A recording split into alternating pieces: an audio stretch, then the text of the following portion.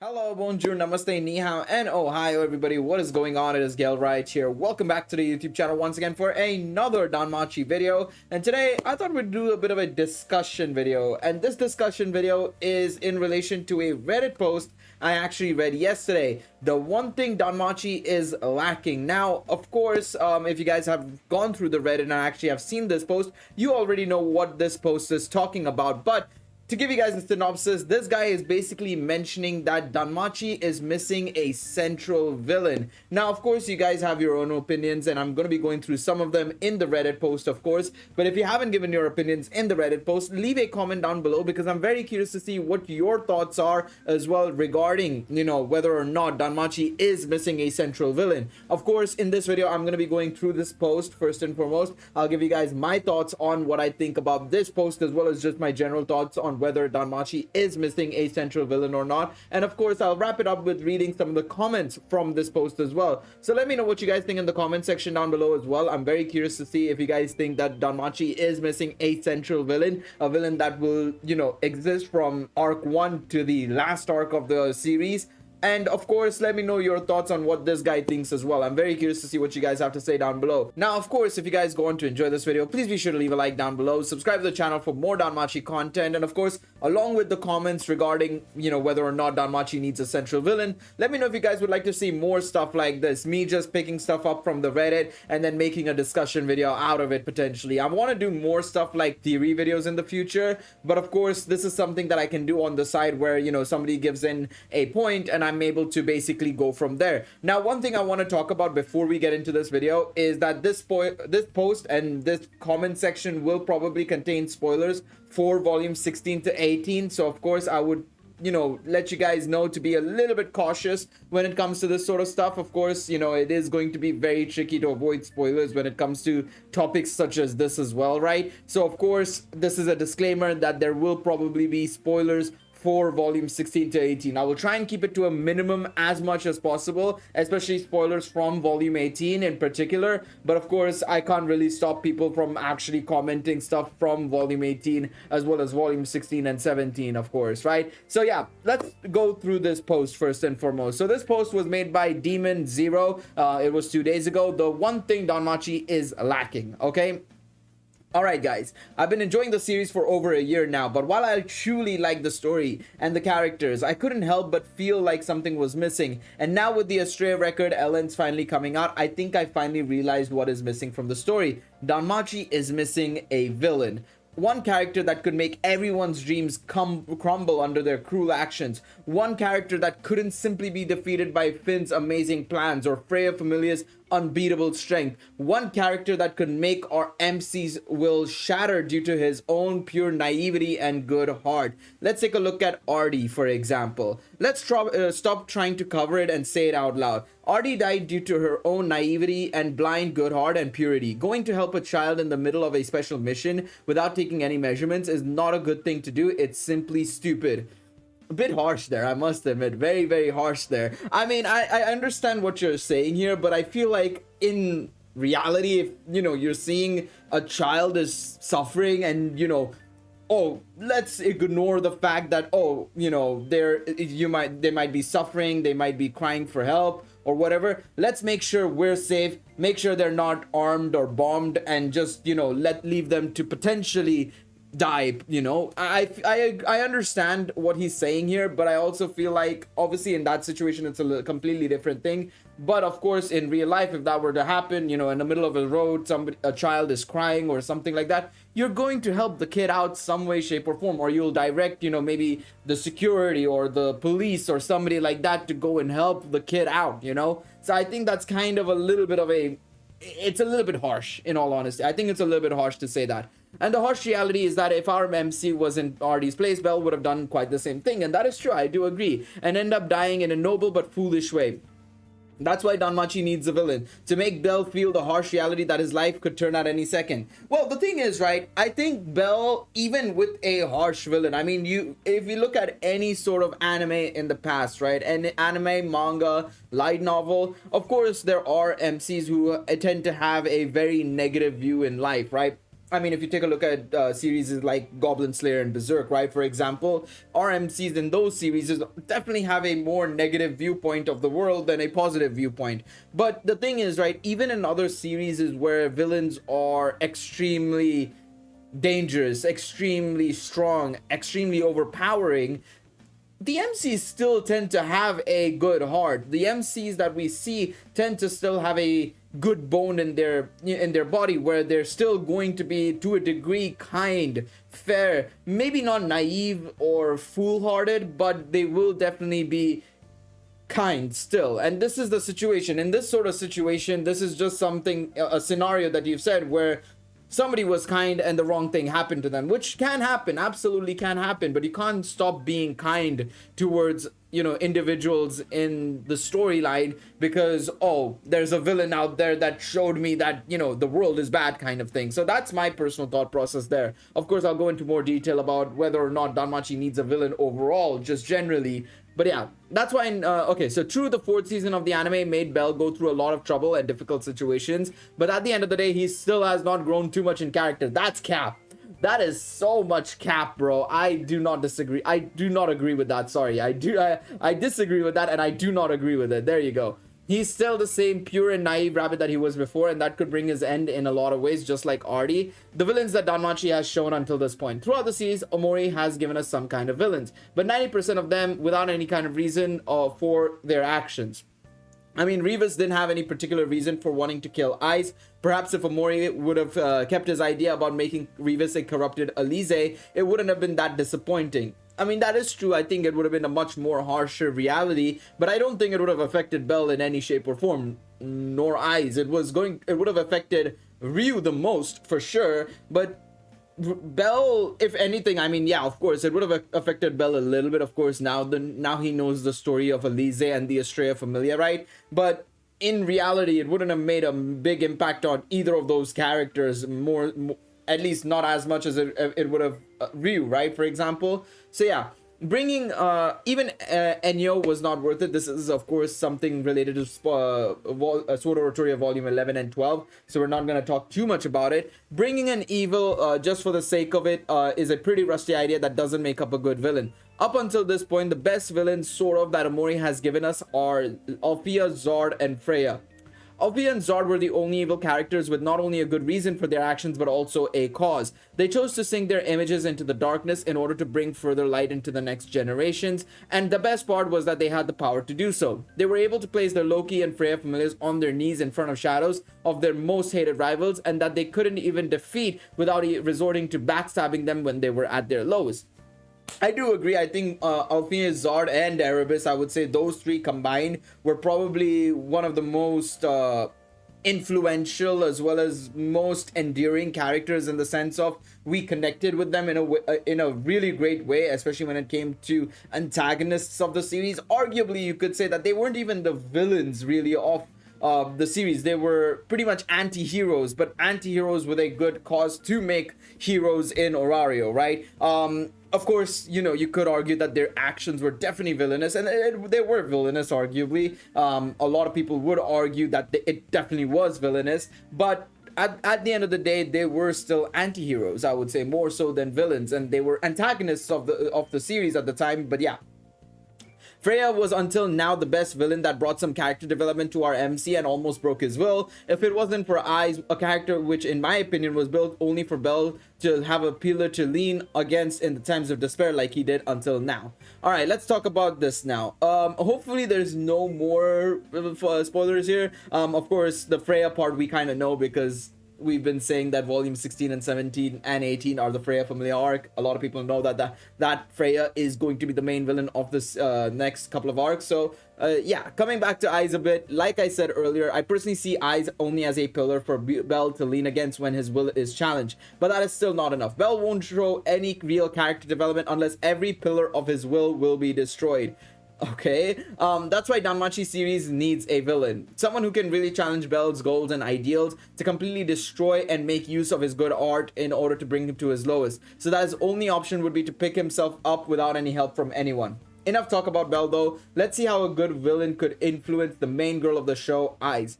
through Sword Oratoria, we saw that Aiz was slowly but surely creating a deep bond with the Loki familia. However, this unfortunately is not going to help her with her goal. Interesting take. Okay, her goal is to defeat the OEBD, and we saw through several occasions that everyone threatens her goal would simply be stepped aside.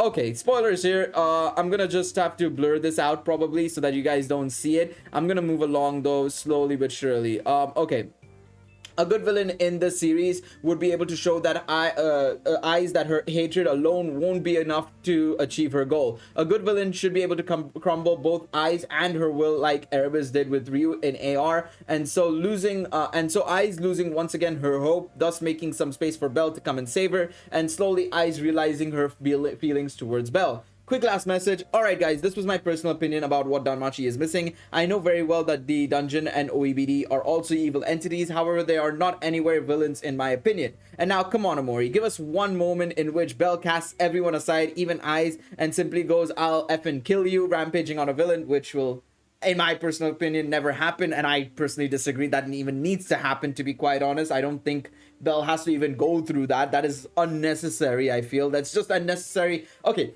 we already know Danmachi is a melodrama at a point, you know, with all the sort of like sequences that happens in the series, right? With season 3, the whole, you know, Bell versus Orario, then of course, you know, what's been happening with the Freya Familia, and then season 2 with Apollo and everything, as well as Lily's background with the Soma Familia and everything.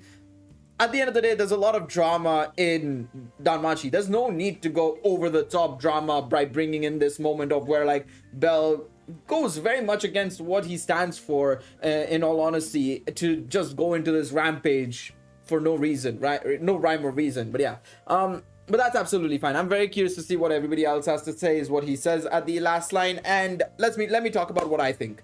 So first and foremost, I disagree with a lot of points he's made, and I of course mentioned them throughout. I don't think Danmachi, or specifically Bell, needs a moment of madness, moment of craze because a villain has just come out of nowhere and has ruined his life, you know, so on and so forth. And arguably, you could make an argument that a lot of events that have happened in recent volumes, especially I would say in I mean the consecutive events of volumes 12 to 14 and then volumes 16 to 18, are pretty damaging to Bell's condition. Of course, we'll talk about it a little bit later on. I assume somebody in the comment section would have brought it up, so we'll talk about it then. But Bella has gone through a lot of crap. I mean, if you think about it, right? Season 1 nearly dies to the Minotaur frame 1 pretty much, right? I mean, that's the first thing we get introduced to in the series, right? Of course, he gets saved and everything, so that's fine. The next thing that happens is he's getting betrayed by pretty much everybody in Orario, like Lily, Mord, the Pass Parade,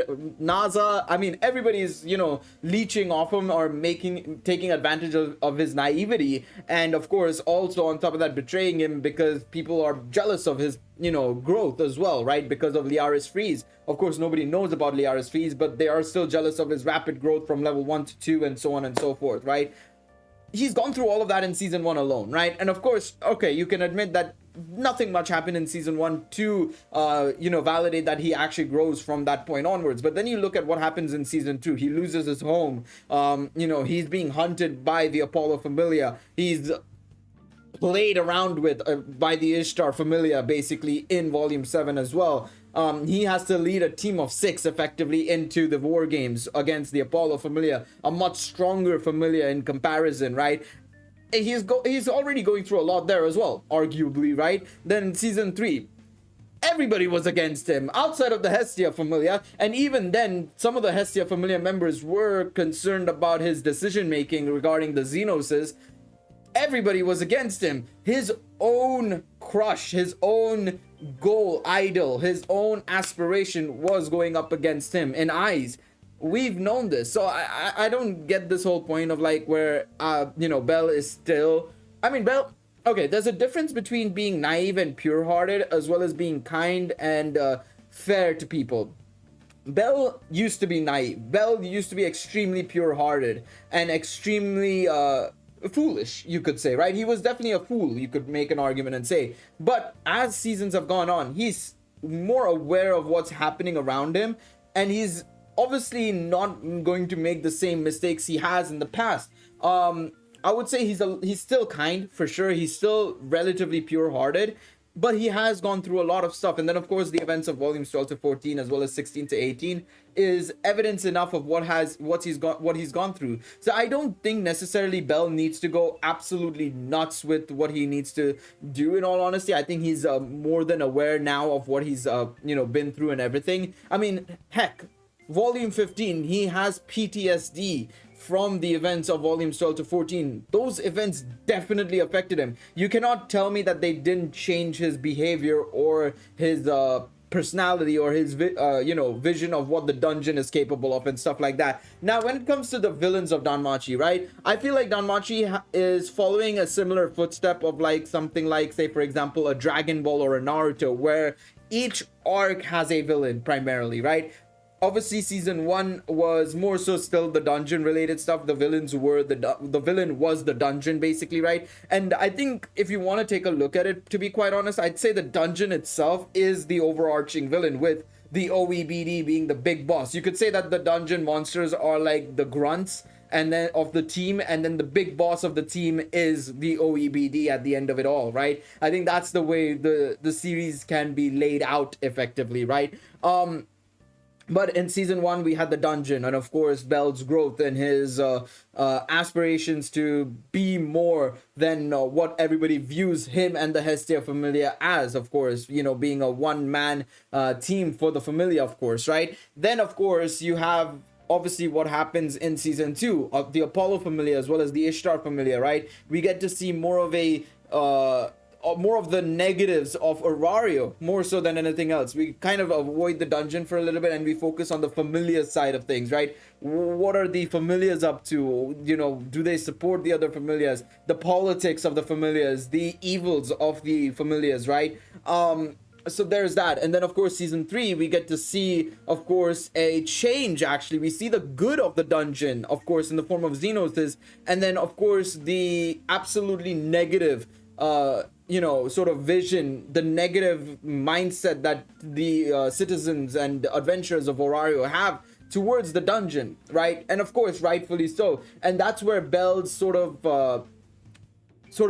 mindset also has to change. His thought process has to change as well in regards to that, of course, when it comes to like, we're defeating these monsters, but what about these Xenoses? They are monsters as well, but they're much more intellectual. They are sentient, you could say, right? Of course, you can make an argument and say the dungeon is sentient in itself, but these monsters have the capability to speak. They have effectively a form of human intelligence, and I'm going to be basically, we're going to kill them?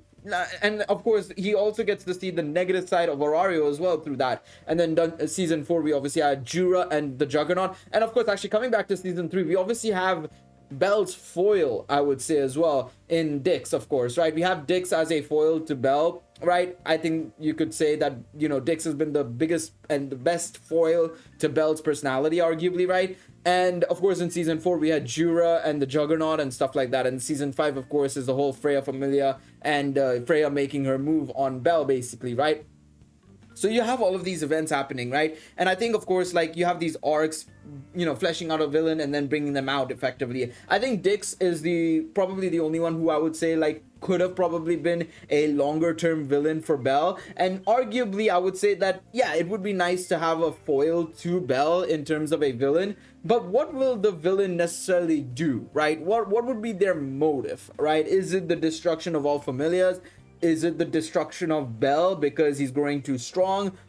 The motivation for a villain is just as important as having a villain for or having an anti to a main protagonist, right? And the problem is, outside of basically wanting to stop Bell from growing too strong, I don't see a reason for a villain for Bell in particular. What would be the reason for them? Is it the destruction of Aurario? But then, is it really a Bell villain at that point? Is it a villain to Bell? I don't know. I feel like that's more so a villain to everybody at that point, right? There's a common goal for everybody at that point. So, I don't know. I feel like that's another issue of having a central villain in Danmachi, is what are the motivations for a villain in Danmachi? I'm very curious. If you guys think have any thoughts about that, let me know in the comments, because I personally can't think of any, real solution for that particular problem if we were to have a central villain to Belle. And for Eyes, I mean, Eyes' villain is always going to be the one-eyed black dragon because of her past, because of her history. I think that is something that I would say is, I personally disagree with. I don't think Eyes needs a villain, because her villain is the dungeon, and obviously the one-eyed black dragon for taking away her family all those years ago, basically. So yeah, that's my personal thought process, basically. So let's take a look at what others have to say down below. I'd argue that Danmachi doesn't need a central villain the same way Greek myths didn't necessarily have. For example, Jason and the Argonauts, they were sent on a journey and met obstacles and creatures that hinder the journey. Yes, sorry, I had to attend a call there for a split second. That's my bad. But yeah, they were sent on a journey and met obstacles and creatures that hinder the journey. Yes, but none are considered the central villain of the myth as a whole. If shows like Konosuba can be considered sitcoms, Danmachi could be a sit adventure, a situational adventure, that is. Belle is put in situation after situation that will make him and his comrades grow, and the focus on this adventure is what made Danmachi so good, even without a central villain for so long. I absolutely agree. I think you look at each event that has happened, and it's led to the growth of every single character, and I think that's what makes Danmachi so good. And it's one of the reasons why I feel like the Danmachi anime is weaker, is because the light novels are so good, because it not only focuses on our main protagonist with Belle, but it also focuses on characters like, characters like Lily, characters like Ryu, characters like, Haruhime as well, right? So all these characters get some level of growth because they are all put in these situations together, and that's what makes it so good as well. The dungeon is already the big villain of the series. Absolutely agree. Undefeated for thousands of years, and with its invincible champion, the OEBD, who have humiliated all the heroes that were sent to slay him. I can understand your desire to have a villain character rather than natural disasters, but at this point, after the Lily arc, the Xenoses, the Deep Floor, etc., that's simply not this kind of story. Villain would be like Dix and Jira, clearly born evil, so how could they challenge Belle's belief or break him when Belle clearly knows they are wrong? Yep, absolutely agree. Not to mention, it's narrow-minded to think that villains can be the only thing that can challenge the MC's belief, when in Xenos arc, Belle's heroism was actually challenged with the dilemma of saving monsters, even if it means to put his reputation at risk, because it's a concept that the people of Varario will never accept. So yeah, a lot of people are agreeing with what I said there, in terms of like the fact that Belle's ideologies and morale has already been challenged throughout the series. It's happened many a time, so I don't think it's necessarily it doesn't necessarily have to be a individual villain. It can be a group of people, it can be a group of monsters, it could be a situation in general. I think that's the case here. My point is here that okay, let's take a look here. My point here that I'd like to add in support of your comment is that Belle's environment, the society that he lives in, should be enough to challenge his beliefs and ideals. Villains are not always necessary, and they sure as hell shouldn't always challenge the MC about some moral high ground BS. Things like that just become stale and formulaic. I agree, actually. I think that's one of the reasons why I feel like Danmachi does so well, is it doesn't apply itself the same formula as all the shonens and stuff generally do, right? Where it's like a battle of ideologies, battle of talks and stuff like that, where it's just straightforward, like a question of other matters and other ideals more so. In all honesty, it becomes a little bit different. In all honesty, I really don't see the dire need for a villain. It feels better without some arch enemy. There are plenty of adversaries, opponents, enemies, and hurdles to overcome as it is. Well, IMO, a villain who tries to crush his ideals and has his own goals, would still be nice. IMO, I mean, that's what makes Berserk so great. I think there's a lot of series like that work super well. I mean, arguably you could say that, even though I haven't been keeping up with MHA that much, I would say MHA is a great example of like the all for one versus one for all dynamic that's going on there, right? It makes a lot of sense in that sort of storyline, whereas in a story like Danmachi, I don't see it. Again, I would love to see obviously a villain that is able to do that, but right now, is there a need for it necessarily? And arguably there have been villains who have done that in the past, or situations that have done that in the past, I will say we had Dix, who was the perfect foil to Belle and his ideals. Agree there, and he should have been the one to change Belle's viewpoint after the Xenos arc. The potential was there, but he got axed early, pretty early, a waste of a character. I think I think Dix could have played definitely a bit of more of a role in volumes 9 to 11, but I think that generally speaking, with what happened afterwards, anyways, was a direct consequence of the events with Dix. Of course, Dix didn't have to do anything because the people of Orario did it for him, arguably, you know? So I would say that would be the case here. All right, let's take a look here. I don't think it needs a central villain, but it does need villains. We always hear that Dorario is a very dangerous place, but we don't really see that. We run into a dark familiar here and there, and the closest we got for Esso was Valletta. There are tens of familiars in the city, and some villains can be found, or at very least a foil. Zord and Alfia were great because they played great villains. That makes this what makes this third anniversary the best. I agree. I think a lot of people love the Estrella record for that particular reason. Estrella, while powerful and menacing, is only an antagonist because he's not evil. Yeah, absolutely. There is a big difference between an antagonist and a villain, so that's something to bear in mind. Had they used the Freya familiar correctly, they could have been great villains, but in the end, most just ended up being assholes. I mean, that's about it, pretty much. But yeah, we'll carry on from there. The villains of Danmachi kind of feel like the episodic villains of TV. Today's villain is, they exist, then they're gone. We always hear, I mean, yeah, Lily was, I mean, yeah, that is true. That is very true as to what happened there. I'm not gonna talk about it because, of course, it would lead to a bit of a demonetization on my end. But yeah, you can read what that says from some random 995, and we'll go over here basically. Let's see. Let's take a look here. Okay, I'm gonna see this. I can't agree more with this post. I'd really like Danmachi to have a badass villain that becomes important to the story. So far, every villain appears for just one arc and disappears directly after. I mean, that's happened in a lot of shows as well in the past. Dragon Ball Z is a perfect example of that. You have the Saiyans, then Frieza, androids and Cell, and then Majin Buu. They just come in, go out, basically, right? Even OEBD is just probably a villain that will appear at the end of the series. Rampage, get killed by Bell, and that's it. It would be kind of disappointing. The only good example of a villain in Danmachi is Juggernaut for me because it inspires fear and awe to the readers. It kind of felt like the faded enemy of Bell and Ryu, but only during his arc, I guess. Well, the thing is, the One-Eyed Black Dragon can easily be that, if not probably more. Remember, we continuously hear stories about the One-Eyed Black Dragon, right? In the situation of the whole, you know, Albert and Arya, then of course, you know, what happened with the Zeus and Hera familia and stuff like that. So I personally don't agree with that point. I think the OEBD can get to that point as well. Of course, we still need to hear more about him, and the more details we have, the better it gets, you know. I think, of course, this is where I would say Danmimo is a great entry point for Omori to start putting more information about the OEBD in, if he really wants to. I mean, we now know that, you know, a lot of the stories in Danmimo, especially when it comes to the anniversary stories, are very much linked to the canon stories, right? Argonaut, Estrella Record, Knights of Fianna, right?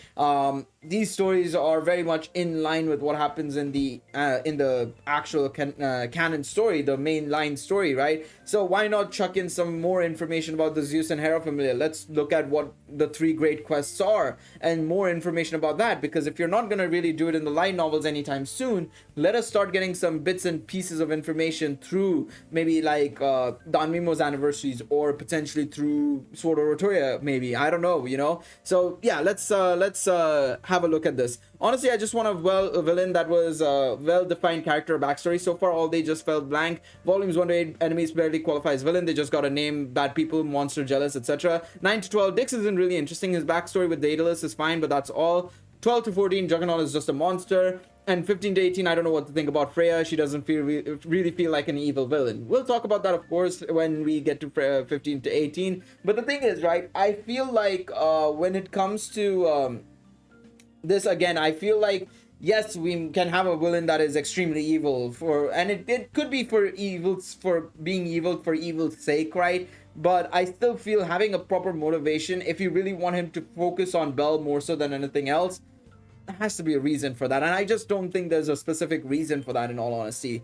Let's take a look at this. All right, let's take a look at this as well. So we have one character that could make everyone's dreams crumble under their cruel actions, Freya. True charm can inflict with everybody, right? One character that couldn't simply be defeated by Finn's amazing plans, of Freya from his unbeatable strength, One-Eyed Black Dragon. One character that could make our MC's will shatter due to his own pure naivety and good heart. You missed the point of Belle's character. I agree. going to help a child. Thank you, somebody at least mentioned it in the comment section of this. Not really helping a child in an emergency situation is basic decency. I swear, where does this concept come from where, oh, a child is crying or a child is in trouble, let's not go and help him out until we're ready for it? I think that's stupid, bro. That's absolutely stupid. To make Bell feel the harsh reality that his life could turn out any second. Bell is an orphan who has nearly died on several occasions. True. I don't think he mentions it, but his grandfather left him alone, like at the age of 10 or something, basically, right? Publicly humiliated by Bet, true. Scammed by his allies, mentioned that, yes. Betrayed and attacked by his peer, past parade and moored, yes. Framed, bar fight, true. Had his home destroyed, true. Attacked and hunted in the streets, fought a war, was nearly AR'd on 3 occasions, true. Involved in another war, Freya versus Ishtar, Alterakia, true. Watched someone he loves die temporarily because he couldn't save her, Rene, true. Dragged his own reputation through the mud, true. Beaten half to death by the woman he loves, also true. Yes. Become a pariah, true. Betrayed by his allies again, Hermes, my goat. The season 4 part 2 trauma conga line, I agree. I mean, we know that he's had PTSD thanks to volume 15. Bell is aware, well aware. Yeah, I mean, I would be surprised if anybody wasn't aware of how the world was after that point. He still has not grown too much in character. I disagree with that as well. No, he isn't. Don't mistake him remaining kind as being naive. That Omori gave us Hermes. I mean, Hermes I wouldn't necessarily say is a villain, but he's just a puppeteer, a manipulator, I would say is the best way to go about it. But yeah, I think this guy is really good. You guys can read the rest of his comments, but it's very, very valid and very, very accurate for sure. Very accurate. Absolutely agree.